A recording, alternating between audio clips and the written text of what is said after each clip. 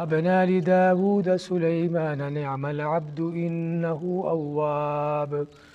إِذْ عُرِضَ عَلَيْهِ بِالْعَشِيِّ الصَّافِنَاتُ الْجِيَادُ فقال إني أحببت حب الخير عن ذكر ربي حتى توارت بالحجاب ردوها علي فطفق مسحا بالسوق والأعناق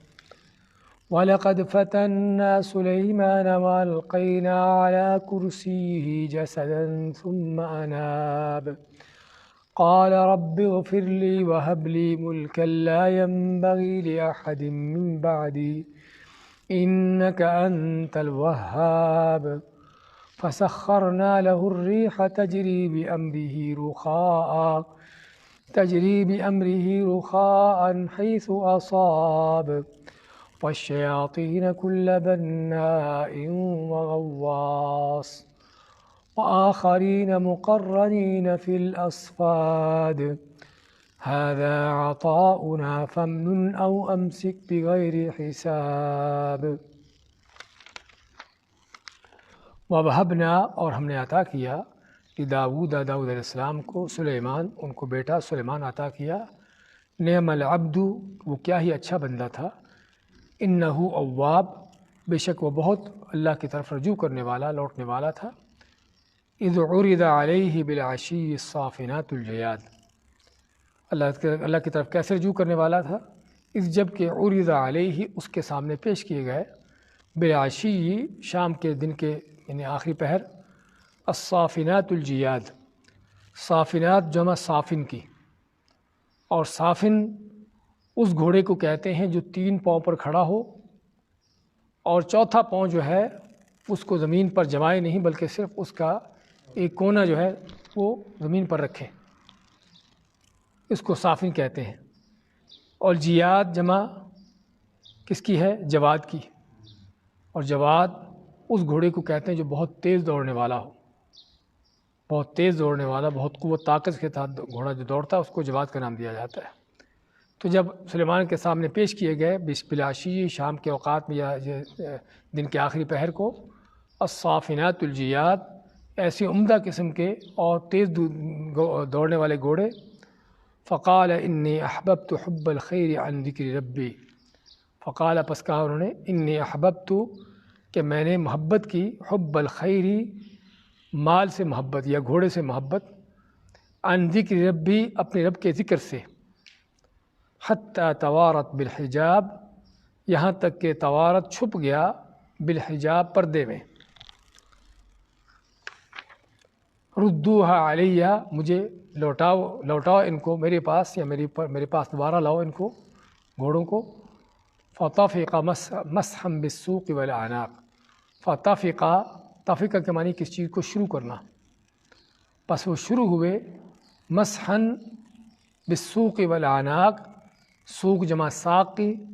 اور اعناق جمع عنق کی کہ پنڈلیوں اور گردنوں پر پھیرنا شروع ہوئے مسحن پھیرنا شروع ہوئے تفسیر میں بتاتے ہیں کہ کیا پھیرا وَلَقَدْ فَتَنَّا سُلَيْمَانَ اور یقیناً ہم نے آزمائش میں ڈالا سلیمان علیہ السلام کو وَأَلْقَيْنَا عَلَى كُرْسِيهِ جَسَدًا وَأَلْقَيْنَا اور ڈالا ہم نے عَلَى كُرْسِيهِ ان کی کرسی پر جسدًا ایک جسم ثم اناب پھر وہ اللہ کی طرف رجوع کیا انہوں نے لوٹے قال رب اغفر لی تو کہا اے میرے رب میری بخشش کر دے وہب لی ملکن اور عطا کر مجھے ایسے ملک ایسی بادشاہت لا ينبغي لأحد من بعدی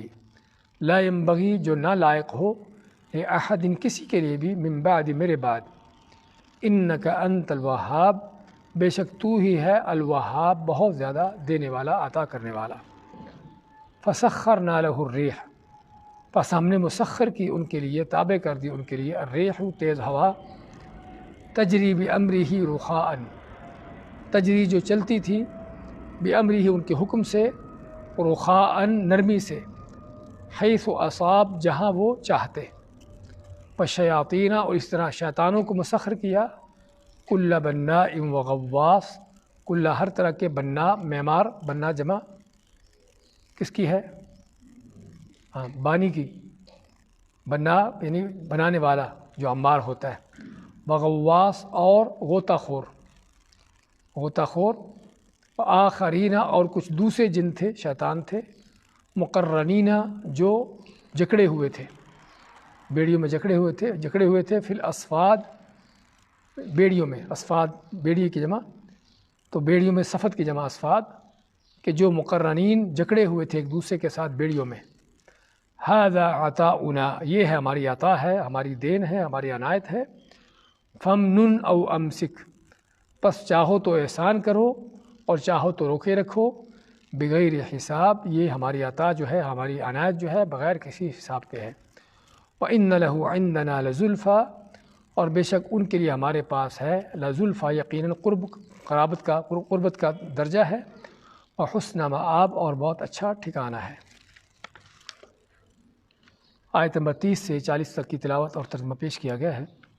فرماتا اللہ تعالیٰ وَوَهَبْنَا لِسُلَيْمَانَ نِعْمَ الْعَبْدُ إِنَّهُ أَوَّابٌ،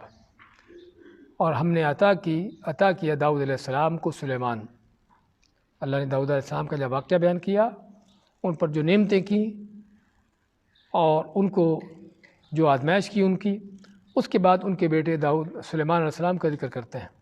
تو مطلب وَوَهَبْنَا، اور ہم نے عطا کیا، اور اس میں اس بات کی دلیل کہ اصل نعمتیں دینے والا صرف اللہ ہے، چاہے کوئی دنیا کا بادشاہ ہو، مالدار ہو، کوئی نبی ہو، ولی ہو، کچھ بھی کیوں نہ ہو، ہر کوئی اللہ ہی کا محتاج ہے، اللہ ہی ہر ایک کو اپنی نعمتیں دیتا ہے۔ تو اس میں وَوَهَبْنَا، اور ہم نے عطا کیا، داؤد کو کیا عطا کیا؟ ان کو سلیمان، ان کو بیٹا دیا جس کا نام سلیمان تھا۔ نعم العبد، بہت اچھا وہ بندہ تھا، کیا ہی اچھا آدمی تھا، یعنی سلیمان کیا ہی اچھا آدمی تھا۔ اور اس میں کوئی شک نہیں کہ اللہ تعالیٰ کی اصل عنایت یہ ہے، صرف اولاد کا مل جانا نعمت نہیں ہے، جب تک وہ اولاد نیک نہ ہو، اللہ کے دین پر ہو، تقوی نیکی پر جب تک نہیں ہے، اولاد وہ بعض اوقات نعمت کے بجائے نقمت ہوتی ہے، عذاب ہوتی ہے۔ اسی اللہ نے منافقوں کافروں کے حوالے سے کیا فرمایا؟ فَلَا تُعْجِبْكَ أَمْوَالُهُمْ وَلَا أَوْلَادُهُمْ إِنَّمَا يُرِيدُ اللَّهُ لِيُعَذِّبَهُمْ بِهَا فِي الْحَيَاةِ الدُّنْيَا، کہ ان کافروں منافقوں کے مال و دولت، ان کی اولادوں کو دیکھ کر آپ کسی تعجب کا شکار نہ ہو۔ اللہ تو ان کے مال و اولادوں سے ہی ان کو دنیا کے اندر ہی سزا دینا چاہتا ہے، عذاب دینا چاہتا ہے۔ اور کتنے وہ لوگ ہیں جو اپنی اولادوں کے ہاتھوں تباہ ہوتے ہیں، ہلاک ہوتے ہیں، برباد ہوتے ہیں، ان کی اولادیں ان کی دنیا آخرت کی تباہی بربادی کا باعث بنتی ہیں۔ تو اس لیے اللہ نے جب اولاد بیٹا ان کو دینے کا ذکر کیا تو ساتھ یہ فرمایا کہ یہ اصل نعمت کس لحاظ سے تھی؟ نعم العبد، کہ کیا ہی وہ اچھا بندہ تھا، اللہ کا نیک بندہ، کہ جو اللہ کی اصل نعمت ہے۔ وہ اچھا آدمی کیوں تھا، اچھا بندہ کیوں تھا؟ انہ اواب، آگے اللہ اس کی وجہ بیان کرتا ہے، سبب بیان کرتا ہے، اس کے اچھا ہونے کا سبب کیا تھا، کہ وہ بہت ہی اواب، آب یا اوبو، تاب یتوبو کے اسی وزن پر اور اسی معنی میں، کہ بہت زیادہ لوٹنے والا، رجوع کرنے والا اللہ کی طرف، یعنی جب بھی کوئی معاملہ ہوتا، کوئی بات ہوتی، کوئی بھی چیز ہوتی، ہر چیز میں اللہ کی طرف لوٹنا۔ کوئی سوال حاجت ہے تب بھی اللہ سے، کوئی مشکل مصیبت ہے تب بھی اللہ سے، کوئی کسی طرح کا مسئلہ ہے، کوئی بھی چیز ہے، ہر چیز میں اللہ کی طرف رجوع کرنا۔ کوئی غلطی گناہ ہو جاتا ہے تب بھی فوری طور پر اللہ سے توبہ طائب ہونا، اللہ کی طرف لوٹنا، یعنی اواب یہ صیغہ مبالغہ جس کو کہتے ہیں، جس کا معنی کیا ہے کہ جو آدمی ہر حالت میں، ہر وقت، ہر کیفیت میں اللہ کی طرف رجوع کیے ہوئے ہو، اس کا کسی اور کی طرف نظر اٹھتی ہی نہ ہو، ہر چیز میں اس کا اللہ ہی کو سہارا بنانے والا۔ تو فرمایا کہ وہ بہت زیادہ اللہ کی طرف رجوع کرنے والے تھے، ہر چیز میں اللہ تعالیٰ کے حکم پر ہی چلتے، اسی کے احکام کو اپناتے، ہر چیز میں اللہ ہی کی طرف رجوع کرتے۔ اذ عرض علیہ بالعشی الصافنات الجیاد، جب اللہ تعالیٰ نے سلیمان علیہ السلام کی تعریف کی کہ بہت اچھے بندے تھے اور بہت اللہ کی طرف رجوع کرنے والے تھے، تو اللہ نے اب کچھ مثالیں دیں، تو ان مثالوں میں دو واقعے ان کے ذکر کیے۔ اذ عرض علیہ، کہ جب عرض یعرض کس چیز کا پیش کرنا، اور عرض پیش کی گئی، علیہ اس پر، اس کے سامنے پیش کی گئی، بالعشی، عشی کا ہم پہلے بھی لفظ پڑھ کے آئے ہیں، اس کا معنی کہ ظہر کے بعد سے لے کر شام تک، اور بعض کہتے ہیں کہ رات تک، یہ سارا وقت جو ہے عشی کا ہے۔ کہ دن کے آخری پہر جس کو ہم کہتے ہیں کہ دن کے سپہر یا آخری پہر، ان کے سامنے پیش کیے گئے، کیا پیش کیے گئے؟ الصافنات۔ ہم صافن کا جیسا بتایا کہ صافن کے معنی وہ گھوڑا جو 3 پاؤں پر کھڑا ہو کر چوتھا پاؤں زمین پر جمائے نہیں، صرف اس کو ایک جو اس کا حصہ ہے یا اگلا سرا ہے صرف وہ زمین پر رکھے۔ تو اس میں کیا ہے؟ یہ صفت جو ہے صافن کی جو اللہ نے بیان کی ان کے گھوڑوں کی، اس کی صفت کے اندر کیا خوبی ہے؟ ہاں، علماء کہتے ہیں کہ یہ کسی گھوڑے کے عمدہ ہونے کی دلیل ہوتی ہے۔ اگر گھوڑا 3 پاؤں پر کھڑا ہو اور چوتھا پاؤں اس انداز سے پورا زمین پر جمائے نہیں بلکہ صرف اس کا ایک سرا جو ہے زمین پر رکھے، تو اس گھوڑے کے عمدہ ہونے کی دلیل ہوتی ہے۔ اور اچھا گھوڑا، اور گھوڑوں کے اندر اور جانوروں کے اندر عموماً ہم سبھی جانتے ہیں کہ بہت بڑے فرق ہیں، اور خصوصاً گھوڑوں میں، کیونکہ گھوڑوں کا بہت بڑا تعلق رہا ہے خصوصاً عربوں کے ساتھ اور سبھی لوگوں کے ساتھ ہی، عربوں کے ساتھ خاص طور پر، کیونکہ یہی سواری تھی، یہی جنگ و جہاد میں ہر چیز میں استعمال ہوتا تھا، اور بلکہ لوگ گھوڑا رکھتے تھے فخر تکبر کے انداز سے بھی۔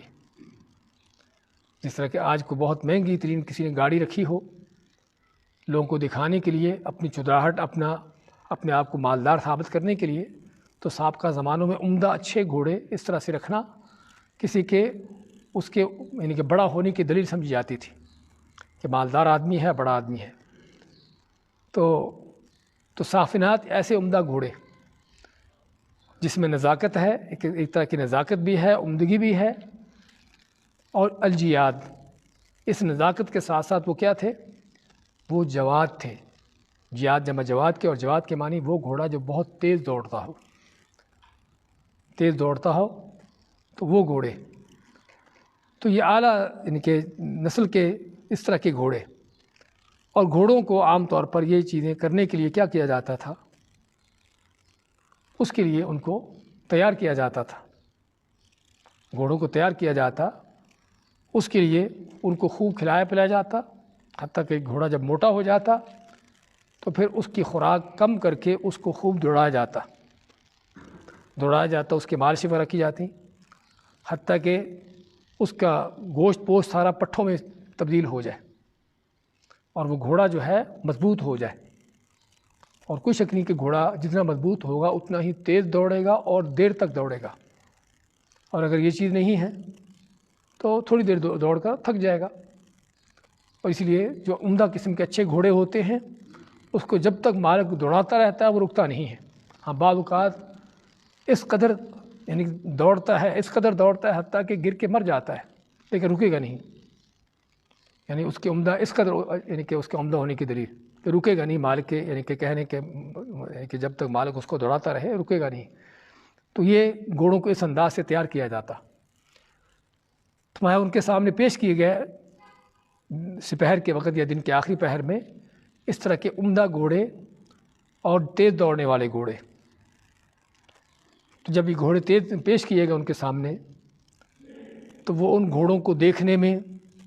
اور ان کے اندر مگن ہو گئے، اس قدر مگن ہوئے، اللہ ماتا ہے فقال انی احببت حب الخیر عن ذکر ربی،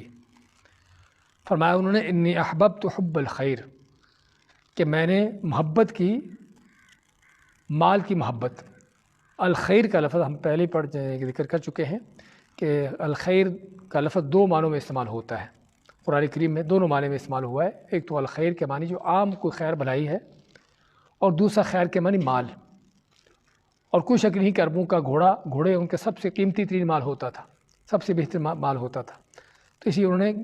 گھوڑے کو خیر کا نام دیا کہ میں نے محبت کی خیر سے، یعنی کہ گھوڑے سے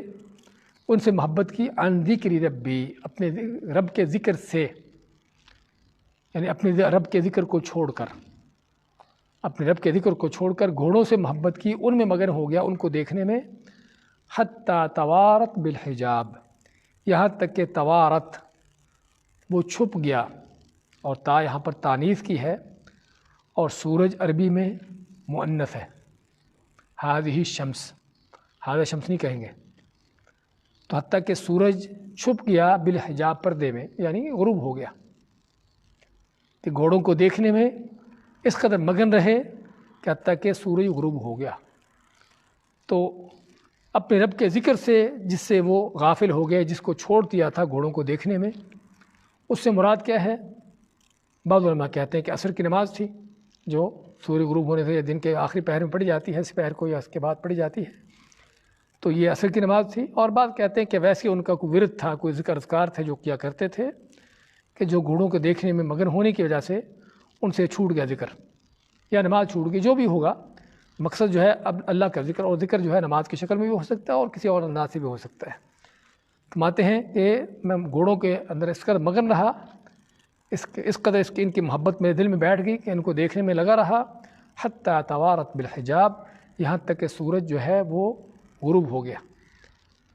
تو پھر ان کو احساس ہوا کہ میں نے غلطی کی ہے، گناہ کیا ہے، تو کیا فرمایا؟ ردوہا علیہ، انہیں میرے پاس واپس لاؤ۔ ردہ یردو کسی چیز کو لوٹانا، انہیں میرے پاس دوبارہ واپس لوٹاؤ۔ فطفقا، طفقہ کے لفظ جو ہے استعمال ہوتا ہے کس چیز کو شروع کرنے میں، فطفقا مسحا بالسوق والاعناق، پس وہ شروع ہوئے مسحا پھیرنے پر،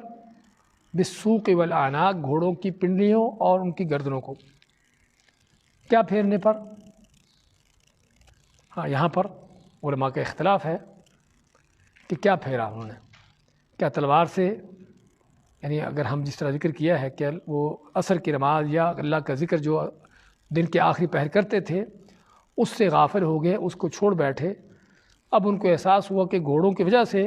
یہ میرا ذکر یا نماز میری چھوٹ گئی ہے، تو انہوں نے ان گھوڑوں کو اللہ کی خاطر ان کو ذبح کر ڈالا، ان کو کاٹ ڈالا۔ فطافقہ پر شروع ہوئے مسحن، ان پر پھیرتے ہوئے تلوار، یعنی کہ بالسوقی ان کی ٹانگوں پر، والاعناق ان کی گردنوں پر، یعنی گھوڑوں کی گردنیں اور ٹانگیں کاٹنا شروع کر دیں کہ جن گھوڑوں کی وجہ سے ان کا اللہ کا ذکر چھوٹ گیا۔ یہ وہ معنی ہے کہ جو اکثر و بیشتر مفسرین نے کیا ہے کہ مراد یہاں پر ان گھوڑوں میں مگن ہو جانا، حتیٰ کہ ان کا وہ ذکر یا نماز جو دن کے آخری پہر کرتے تھے ان کا وہ رہ گیا، چھوٹ گیا، اور حتیٰ کہ سورج غروب ہو گیا۔ تو سورج غروب ہونے کے بعد پھر ان کو احساس ہوا کہ میرا یہ ذکر یا نماز ان گھوڑوں کی وجہ سے چھوٹی ہے،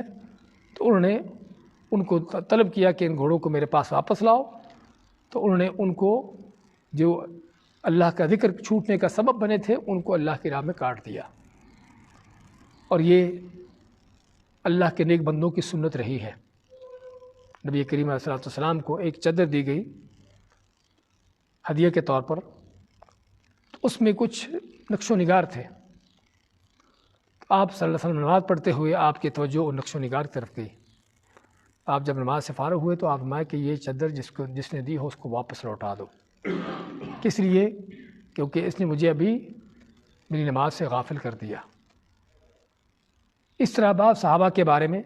ایک نہیں بلکہ کئی صحابہ کے بارے میں آتا ہے اس طرح کے واقعات کہ جنہوں نے کوئی ایسی چیز دنیا کی کہ جس میں مگن ہونے کی وجہ سے، مصروف ہونے کی وجہ سے ان کا کوئی اللہ کا حکم چھوٹ گیا، تو انہیں اس چیز کا ہی صدقہ کر دیا، اس چیز کو اللہ کی راہ میں دے دیا۔ کوئی باغ کسی نے دے دیا، کسی نے کھجوریں دے دی، کچھ بھی تھا اس طرح کی چیزیں کہ جو بھی چیز ان کی اللہ تعالیٰ کے ذکر میں رکاوٹ بنی اس مشغولیت کی وجہ سے، تو اس کو اللہ کی راہ میں دے دیا۔ اس طرح کے کئی ایک واقعات ہمیں ملتے ہیں رسول اکرم صلی اللہ علیہ وسلم کی سیرت سے بھی اور صحابہ اکرام کی سیرتوں سے بھی، جس سے معلوم کیا ہوتا ہے کہ اللہ کے نیک بندوں کا اللہ کے ساتھ تعلق کیسا ہوتا ہے۔ اس لیے ان کے بارے میں کیا فرمایا؟ انہ اواب، کہ بہت اللہ کی طرف رجوع کرنے والے تھے۔ اگر کہیں پر کوئی تھوڑی غلطی ہو بھی گئی، کوئی کسی اللہ کے حکم سے تھوڑی غفلت ہو بھی گئی، تو فوری طور پر اللہ کی طرف لوٹے۔ اور یہ گھوڑے جو اس اللہ کے ذکر میں ان کے لیے رکاوٹ بن گئے تھے، کہ اللہ کے ذکر سے جنہوں نے غافل کر دیا، جن گھوڑوں نے، ان کو اللہ کی راہ میں ذبح کر دیا۔ یہ معنی جس طرح بتایا ہے کہ بہت سے مفسرین نے یہ معنی اس کا کیا ہے، اور بعض دوسروں نے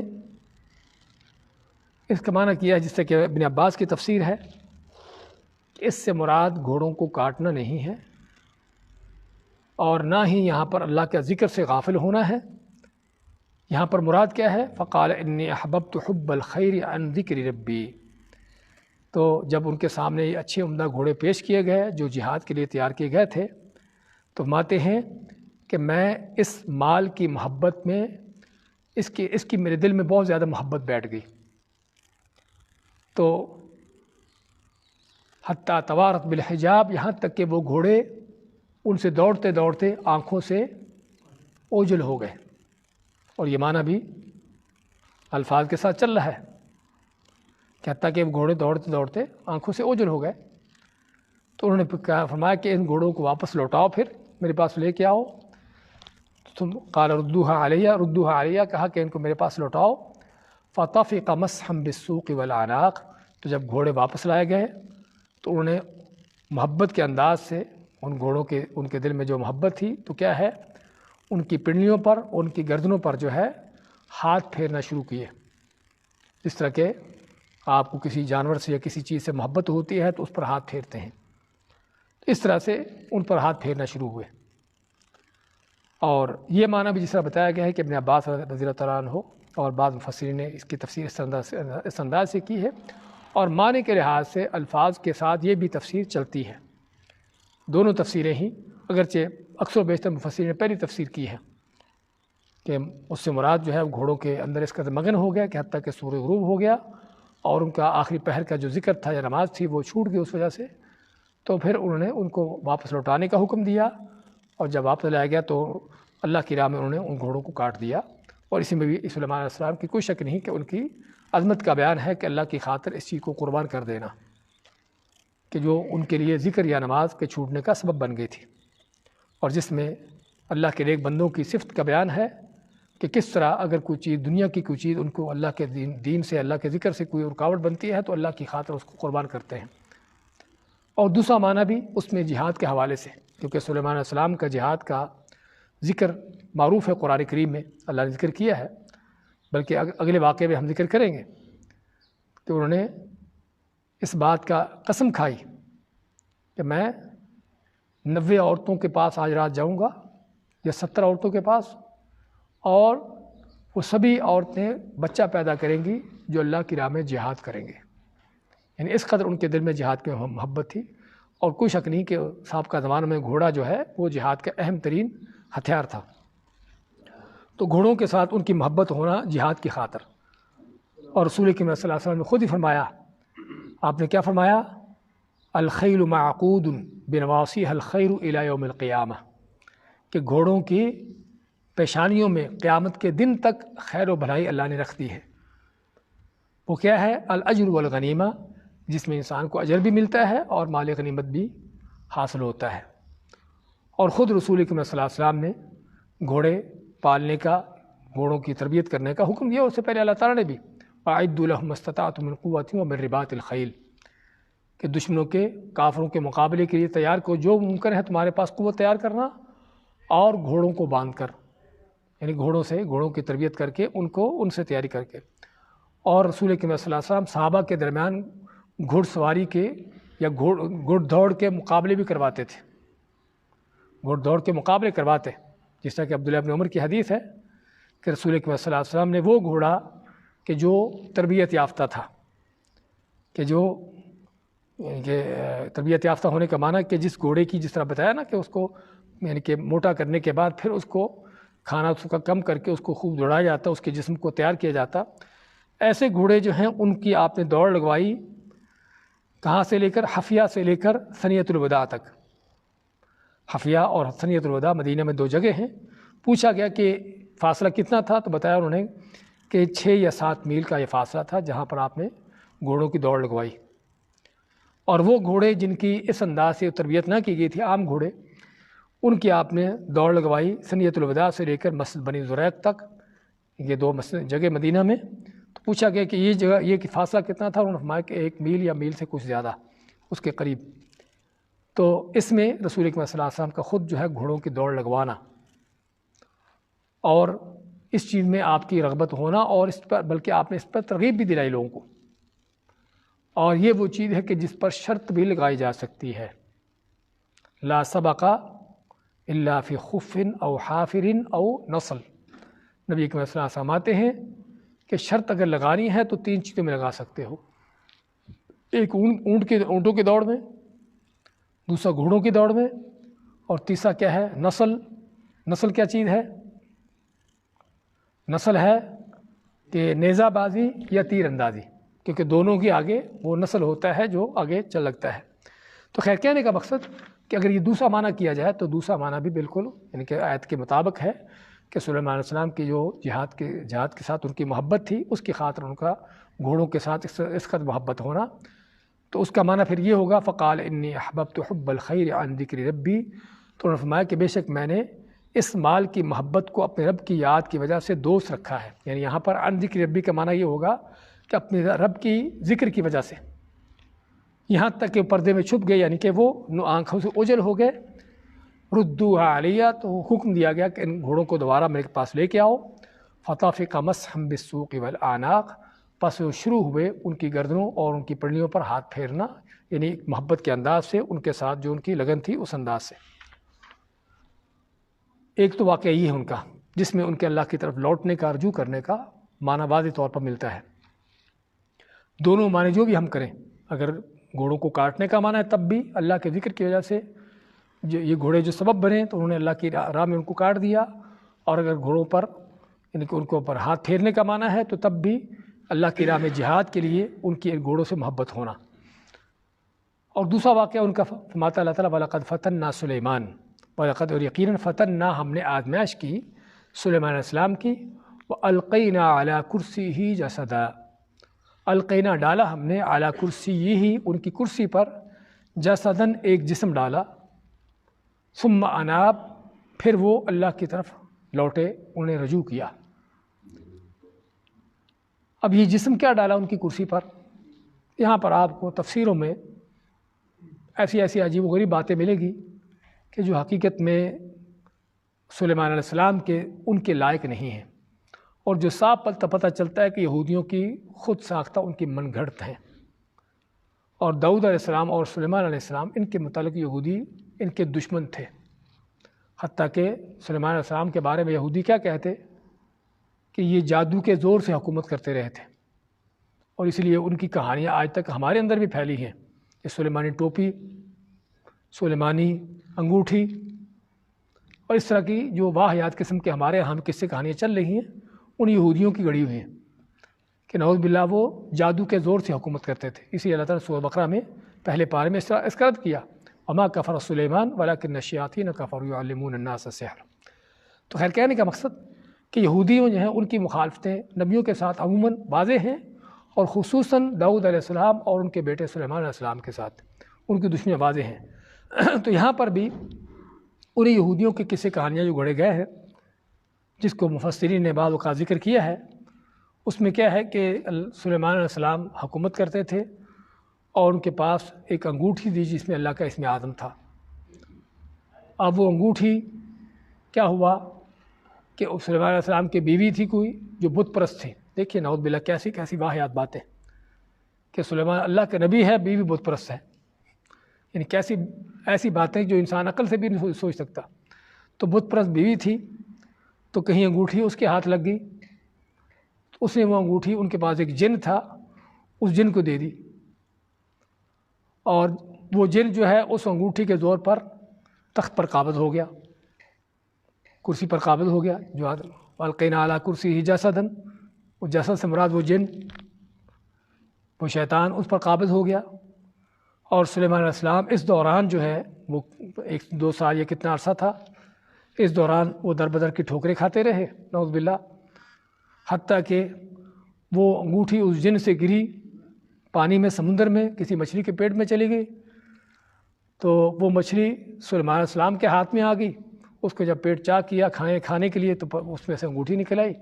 انگوٹھی انہوں نے جب پہنی تو دوبارہ پھر سے ان کو کرسی مل گئی۔ پہلی بات تو دیکھیے کس طرح واہیات یہ واقعہ ہے،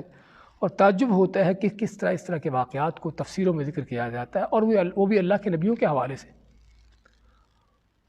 تو اور اس میں صاف پتہ چل رہا ہے کہ یہودیوں کی کیا اس میں سازشیں ہیں، کہ یہودیوں نے واقعی جو کہتے تھے کہ سلیمان علیہ السلام جادو کے زور سے حکمرانی کر رہے تھے، اور اس طرح کے واقعات گھڑ کر اس چیز کو ثابت کرنے کی کوشش کی۔ اسی یہاں پر جو صحیح معنی ہے اس کا، وہ صحیح بخاری کے جو حدیث ہے نبی اکرم صلی اللہ علیہ وسلم میں آیا کہ سلیمان علیہ السلام نے قسم کھائی کہ آج رات میں، بعض روایتوں کے اندر 17 عورتوں کا ذکر آتا ہے، بعد میں 90 کا ذکر آتا ہے، بعد میں اس سے کم یا زیادہ کا ذکر آتا ہے، بعد میں 100 کا بھی ذکر آتا ہے کہ میں اتنی بیویوں کے پاس جاؤں گا، چونکہ بادشاہ تھے، اللہ کے نبی تھے، اللہ نے ان کو اس چیز کا اختیار دیا ہوا تھا کہ وہ بہت زیادہ بیویاں رکھیں، تو میں کہ اتنی بیویوں کے پاس آج رات میں جاؤں گا، اور ہر بیوی بچہ پیدا کرے گی کہ جو بچہ اللہ کی راہ میں جہاد کرے گا۔ لیکن انہوں نے انشاءاللہ نہ کہا، انشاءاللہ نہ کہا۔ تو ان کے انشاءاللہ نہ کہنے کی وجہ سے کیا ہوا کہ وہ انہوں نے جو کام کرنا تھا کیا، وہ 90 بیویاں یا 70 یا 100 بیویاں جو بھی تھیں ان کے پاس رات گزارتے ہیں،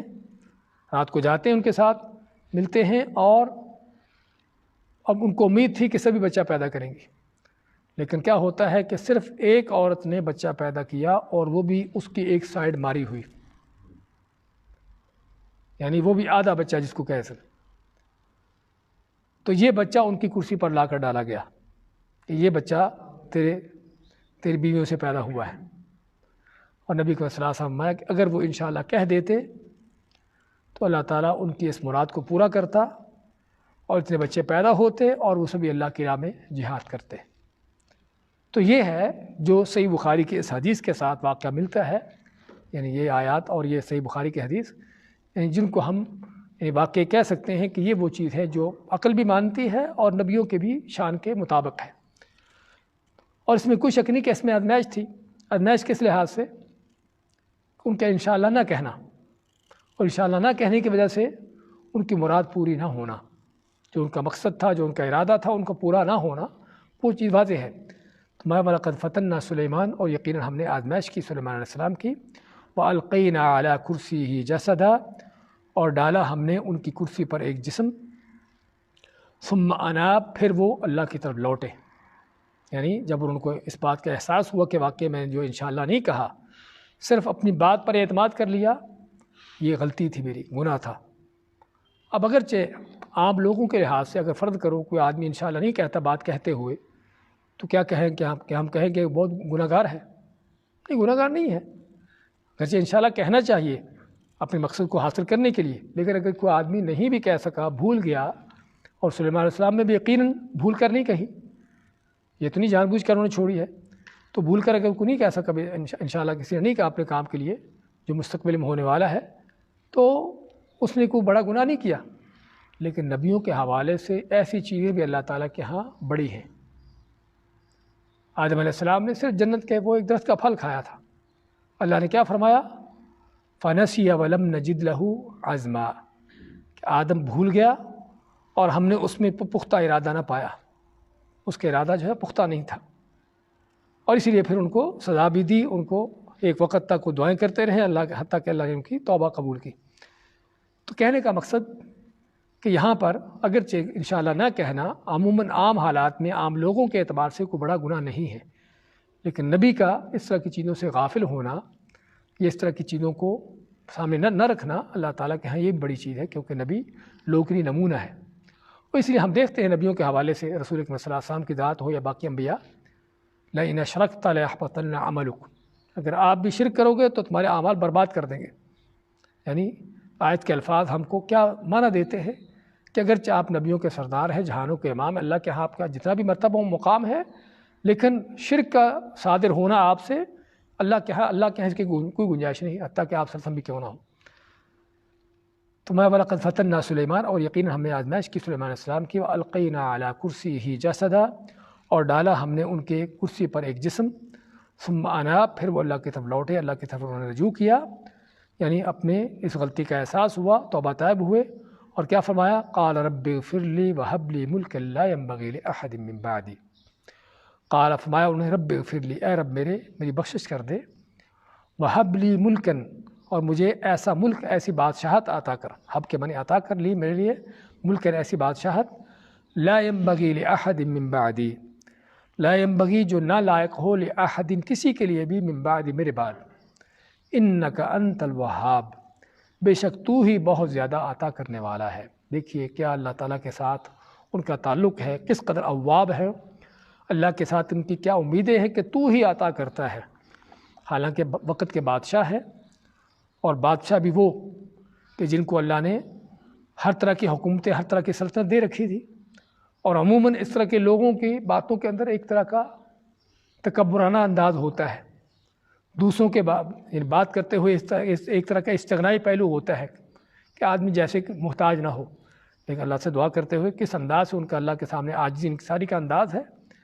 کہ تو مجھے ایسا ملک، ایسی بادشاہت عطا کر کہ جو میرے بعد کسی کے لائق نہ ہو، یعنی کسی کو نہ ملے، کہ بے شک صرف تو ہی ہے جو عطا کرنے والا ہے۔ تو ان کا داتا صرف اللہ ہی تھا، اور جب داتا صرف انہوں نے اللہ کو مانا، اللہ کو بنایا، تو پھر اللہ نے وہ کچھ ان کو دے بھی دیا جو انہوں نے مانگا تھا، جو اللہ نے ان کو، اللہ سے جو انہوں نے مانگا اللہ نے ان کو دے دیا۔ اسی لیے ماتا اللہ تعالیٰ فَسَخَّرْنَا لَهُ الرِّيحَ تَجْرِي بِأَمْرِهِ رُخَاءً حَيْثُ أَصَابَ، آیتوں کے آخر تک، کہ پھر اللہ نے ان کو ایسی حکومت، ایسی سلطنت دی کہ ہوائیں بھی ان کے تابع کر دیں، شیطان جن بھی ان کے تابع کر دیے، ان کے حکم کے اندر کر دیے، اور طرح طرح کی چیزیں، حتیٰ کہ پرندے اور ساری چیزیں ان کے حکم کے تابع کر دیں۔ تو جس نے اللہ کو داتا بنایا، اللہ کے ساتھ چلا، پھر اللہ تعالیٰ اس طرح سے دیتا ہے۔ تو ماتے قال ربی اغفر لی، اے رب میری بخشش کر دے، وہب لی ملکن، اور مجھے ایسی بادشاہت، ایسی حکومت عطا کر، لا ينبغی لأحد من بعدی، کہ جو میرے بعد کسی کو وہ لائق نہ ہو۔ اور اسی لیے رسول کریم صلی اللہ علیہ وسلم جب آپ فرمایا کہ آج رات میرے پاس شیطان آیا تاکہ میری نماز کو توڑے، تو میں نے اس کو پکڑا، اس کا گردن، اس کا گلا دبایا، حتیٰ کہ اس کے گلے کی جو ٹھنڈک ہے مجھے محسوس ہوئی۔ لیکن پھر مجھے اپنے بھائی سلیمان کی بات یاد آئی کہ انہوں نے کیا فرمایا تھا، وَهَبْ لِي مُلْكًا لَا يَنبَغِي لِأَحَدٍ مِّن بَعْدِي، کہ ایسی مجھے حکومت عطا کر کے جو میرے بعد کسی کے لائق نہ ہو۔ تو اللہ نے جنوں کو ان کے تابع مسخر کیا تھا، تو اس لیے میں نے پھر اس جن کو چھوڑ دیا، اس شیطان کو چھوڑ دیا، ورنہ میں چاہتا تھا کہ اس کو باندھتا یہاں پر اور مدینہ کے بچے اس کے ساتھ کھیلتے۔ تو کہنے کا مقصد اس میں کیا ہے کہ رسول کریم صلی اللہ علیہ وسلم نے اس شیطان کو کیوں چھوڑا؟ اس وجہ سے کیونکہ سلیمان علیہ السلام فرمایا کہ مجھے ایسی حکومت دے کہ جو میرے بعد کسی کے لائق نہ ہو۔ تو جنوں کو اللہ نے ان کے تابع حکومت کیا تھا، ان کے بعد کسی کے تابع نہیں کیا۔ اور اس سے کیا معنی ملتا ہے؟ ہمارے ہاں جو موکلوں والے ہوتے ہیں، وہ جن نکالنے والے، کہ جن کے پاس جن ہمارے پاس موکل ہیں، یہ اس طرح کے سارے وہ جھوٹ فراڈ، کیونکہ اللہ تعالیٰ نے صلی اللہ علیہ وسلم کے اس دعا کو قبول کیا اور جنوں کو ان کے تابع کیا۔ ہاں ان کے موکل ہوتے ہیں، لیکن یہ نہیں ان کے تابع ہوتے ہیں،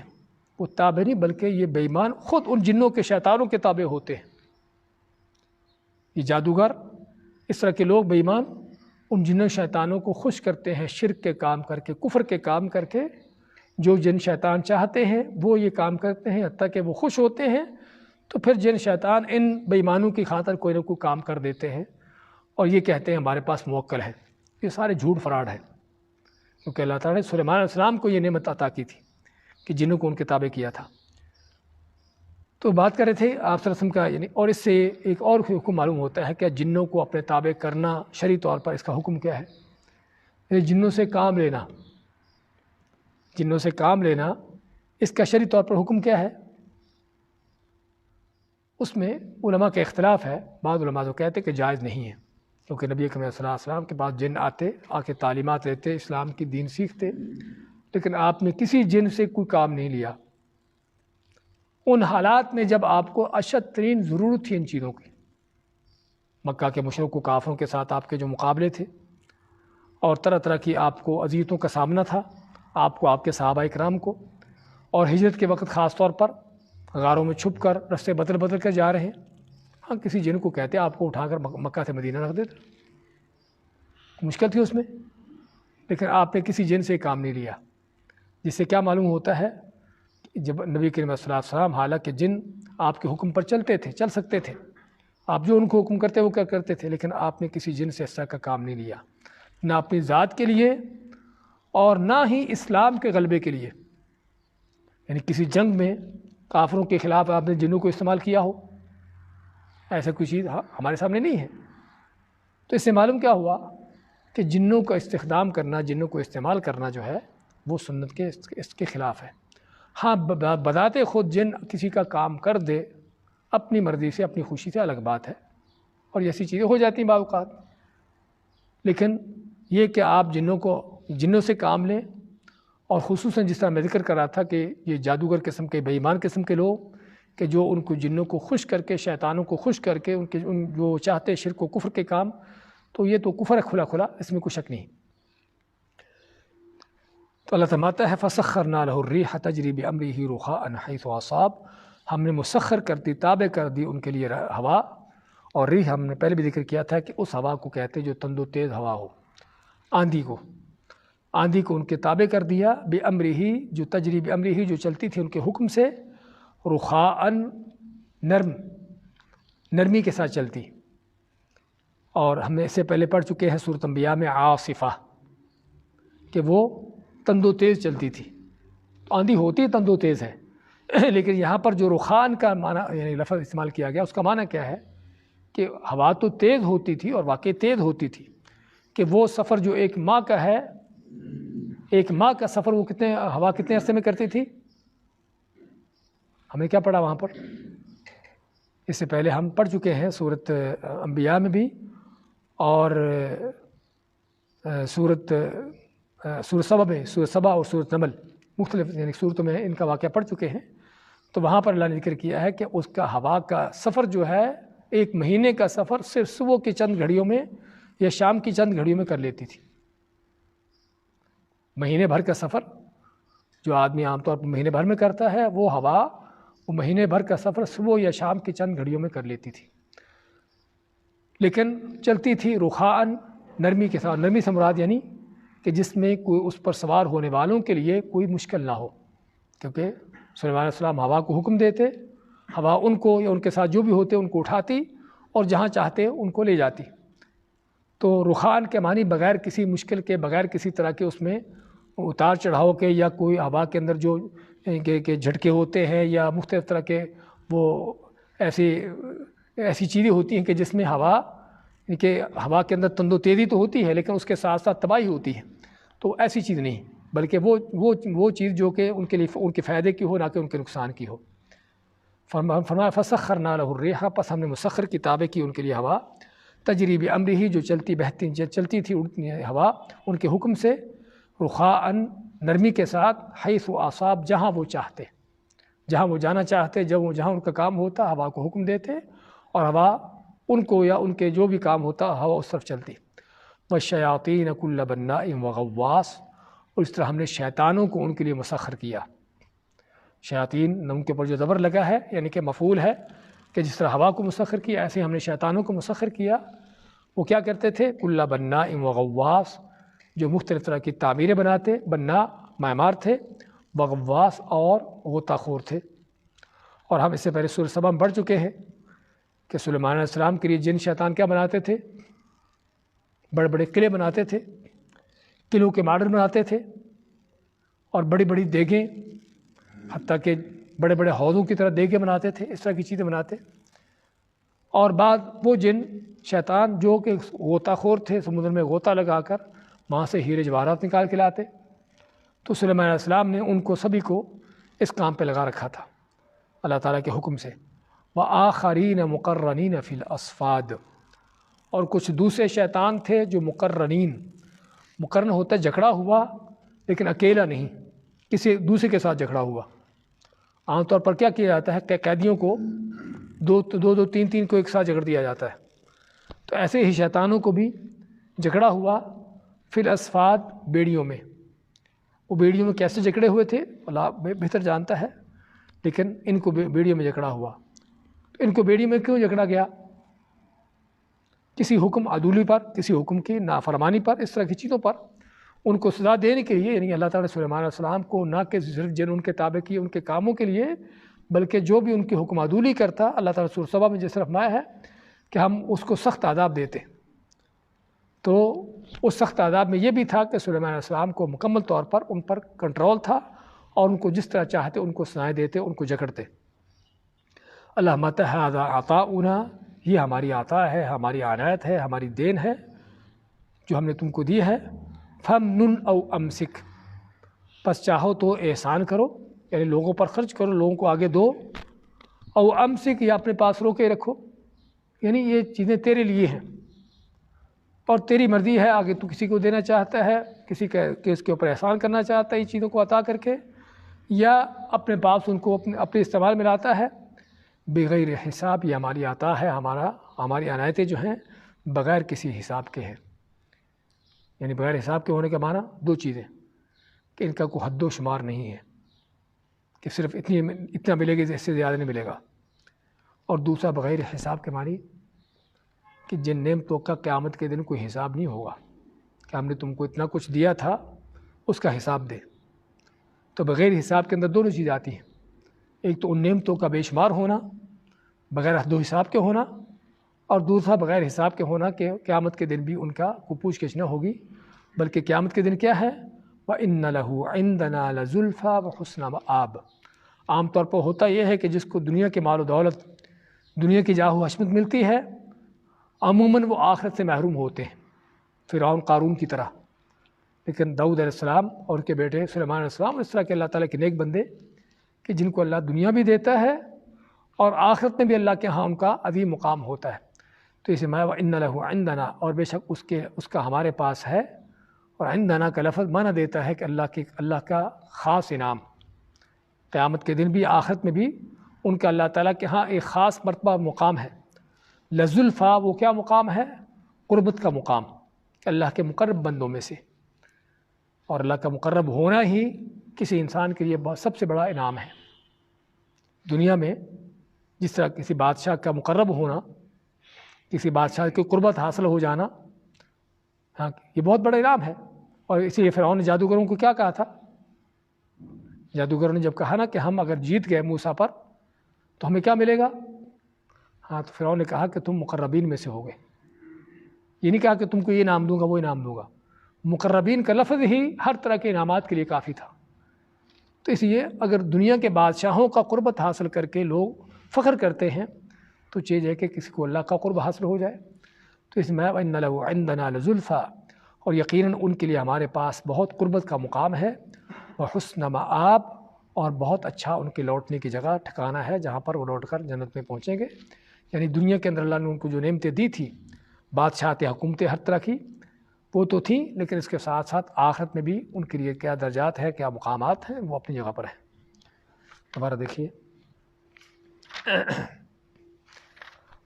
وَوَهَبْنَا لِدَاوُودَ سُلَيْمَانَ، اور ہم نے عطا کیے داؤد علیہ السلام کو ان کے بیٹے سلیمان، نعم العبد، جو کیا ہی اچھے آدمی تھے، انَّهُ اواب، وہ بہت زیادہ رجوع کرنے والے، اللہ کی طرف لوٹنے والے تھے، اذ عرض علیہ بالعشی، کہ جب دن کے آخری پہر یا سپہر کو ان کے سامنے پیش کیے گئے الصافنات الجیاد، عمدہ قسم کے تیز رفتار گھوڑے، فقال، پس کہا انہوں نے، انی احببت حب الخیر، کہ بے شک میں نے محبت کی ہے اس، یعنی اپنے رب کے مال میں، یعنی کہ محبت کی ہے اس مال کے اندر، گھوڑوں کے اندر، عن ذکر ربی، اپنے رب کی یاد میں۔ اگر ہم دوسرا معنی کرتے ہیں ان کے اوپر ہاتھ پھیرنے کا، اگر پہلا کرتے ہیں تو پھر میں نے محبت کی ان گھوڑوں کے ساتھ اپنے رب کے ذکر سے غافل ہو کر، حتیٰ توارت بالحجاب، یہاں تک کہ سورج چھپ گیا، یعنی کہ ڈوب ہو گیا، یا حتیٰ کہ گھوڑے جو ہے وہ آنکھوں سے اوجھل ہو گئے۔ قال ردوها علیہ، یعنی کہ فرمایا انہوں نے کہ ان گھوڑوں کو میرے پاس لوٹاؤ۔ فطفق مسحا بالسوق والاعناق، پس شروع ہوئے ان گھوڑوں کی گردنوں اور ان کی ٹانگوں پر مسح کرنے، یعنی ہاتھ پھیرنے یا پھر تلوار سے ان کو کاٹنے۔ وَلَقَدْ فَتَنَّا سُلَيْمَانَ، اور یقین ہم نے آزمائش کی سلیمان علیہ السلام کی، وَأَلْقَيْنَا عَلَىٰ كُرْسِيهِ جَسَدًا، اور ڈالا ان کی کرسی پر ایک جسم، ثم اناب، پھر وہ اللہ کی طرف لوٹے، انہوں نے رجوع کیا۔ قال رب اغفر لی، کہا اے رب میری بخشش کر دے، وہب لی ملکن، اور مجھے ایسے ملک، ایسی بادشاہت عطا کر، لا ينبغي لأحد من بعدی، جو میرے بعد کسی کو لائق نہ ہو، کسی کو نہ ملنے والی ہو، انک انت الوہاب، بے شک تو ہی بہت دینے والا ہے۔ فسخرنا له الریح، پس ہم نے مسخر کی ان کے لیے ہوا، تجری بامرہ، جو چلتی تھی ان کے حکم سے، رخاء، نرمی سے، حیث اصاب، جہاں وہ چاہتے۔ وشیاطین، اور شیطانوں کو، جنوں کو مسخر کیا، کل بناء وغواص، جو ہر طرح کے معمار تھے اور غوطہ خور تھے، وآخرین، اور کچھ دوسرے تھے، مقرنین، جو جکڑے ہوئے تھے، فی الاسفاد، بیڑیوں میں۔ ھذا عطاؤنا، یہ ہماری عطا ہے، ہماری عنایت ہے۔ فمنن، پس اس کو احسان کرو، اس یعنی کہ احسان کے طور پر دے دو کسی کو، او امسک، اپنے پاس روکے رکھو، بغیر حساب، اس کا کوئی حساب نہیں۔ وَإِنَّ لَهُ عِندَنَا لَزُلْفَىٰ، اور بے شک ان کے لیے ہمارے پاس یقیناً قربت کا مقام ہے، اور حسن مآب، اور بہت اچھا ٹھکانہ ہے۔ بارک اللہ فیک۔